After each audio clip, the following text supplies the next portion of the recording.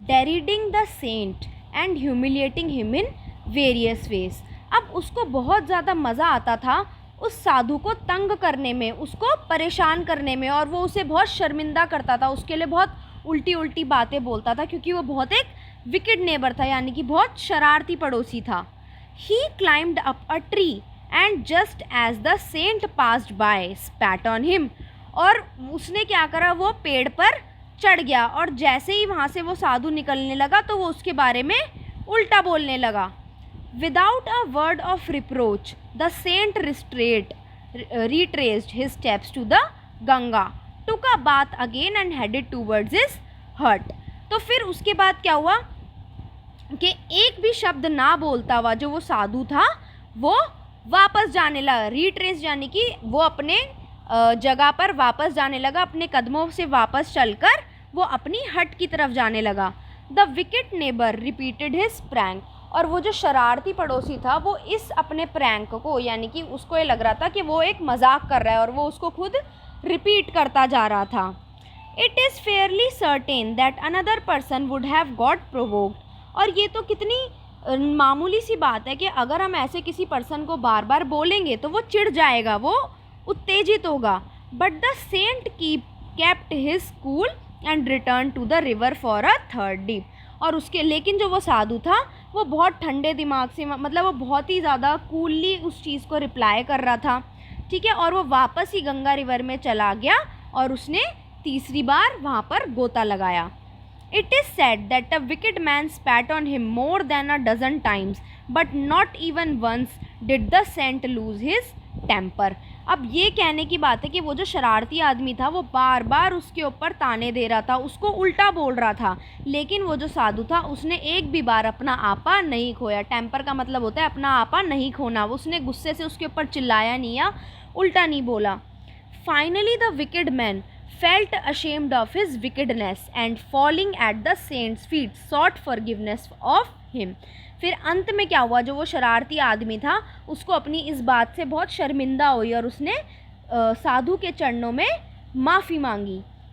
I who owe you thanks brother, sorry, the saint gently lifted him and said it is I owe you thanks brother for you gave me the opportunity of having more than a dozen dips in the Ganga.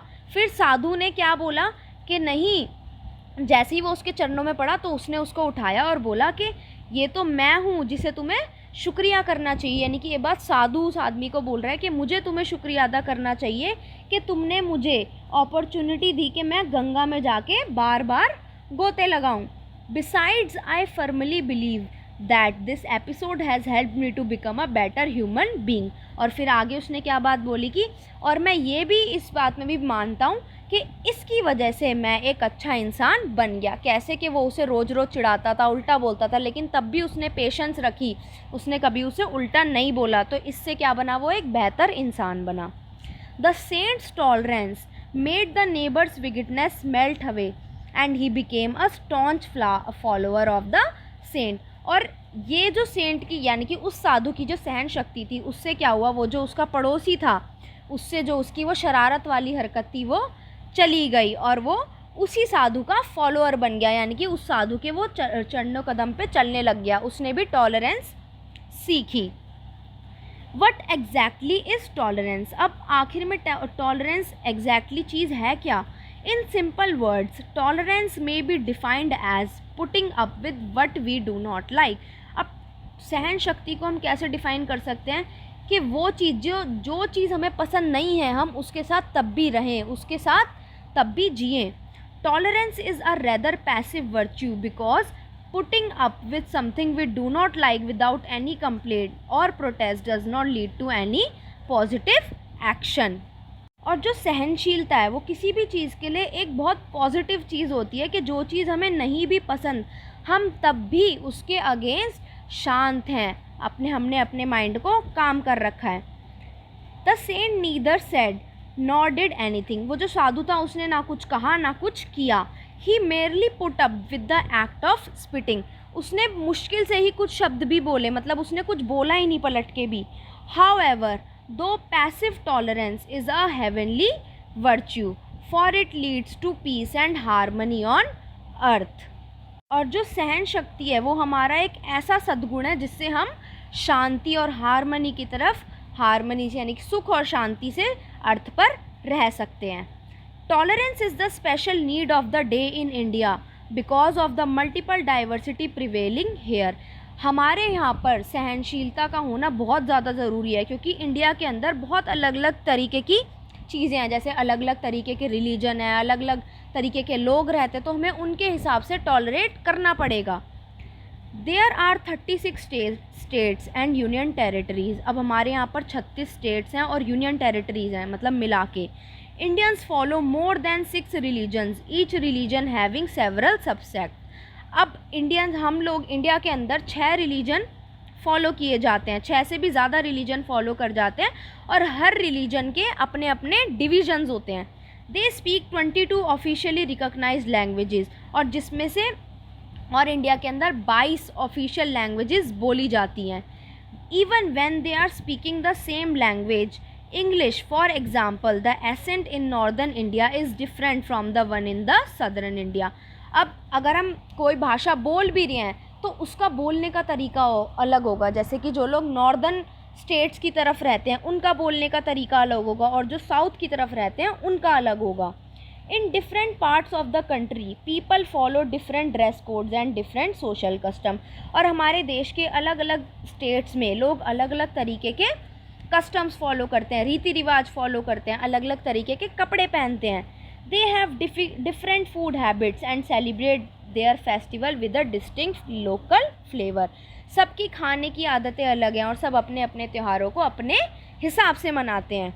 This cultural diversity adds to the richness but can be an instant flash point.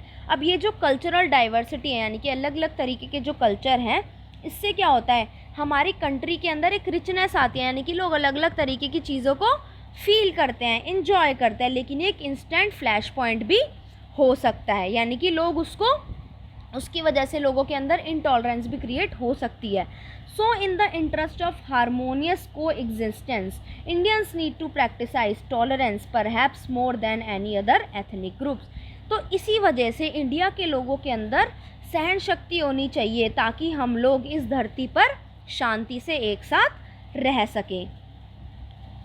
It is sometimes argued that tolerance alone is not enough, we need love. और कभी कभी इस बात पर चर्चा भी की जाती है, बहस भी होती है कि सिर्फ सहन शक्ति ही सब कुछ नहीं होता, हमें उसके साथ प्यार और भाईचारे से भी रहना चाहिए। Tolerance is not only passive, it is negative. Tolerance सिर्फ पैसिव नहीं होती, इसका कभी कभी बुरा प्रभाव भी पड़ता है। It indicates a sense of separateness, इससे लोगों को अलग अलग भी फील होता है।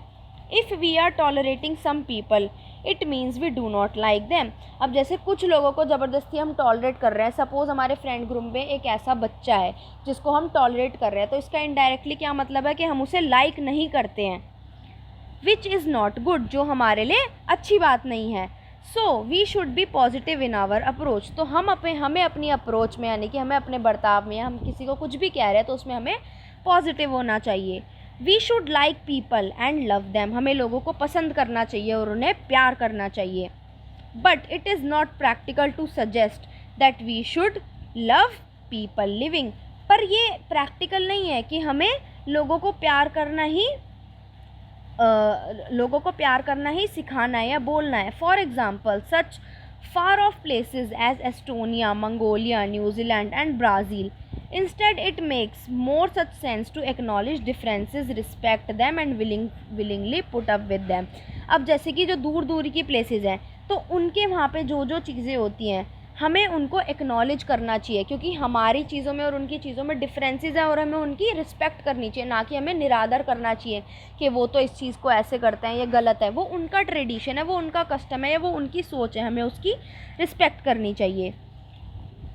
Conquering with Saint Eknath that tolerance makes us better human beings. अगर हम एग्री करते हैं जो साधु है एकनाथ से कि जो टॉलरेंस है, सहन शक्ति है, वो इंसानों को और बेहतर बनाता है। We should realise that if there had been more tolerance human society would have been far more advanced than it is now. तो हमें ये चीज़ को रियलाइज़ करनी चाहिए, अगर सबके अंदर टॉलरेंस है, सहन शक्ति हो, तो ये जो दुनिया है ये और भी अच्छी बन सकती है, जितनी आज है उससे भी ज़्यादा अच्छी बन सकती है।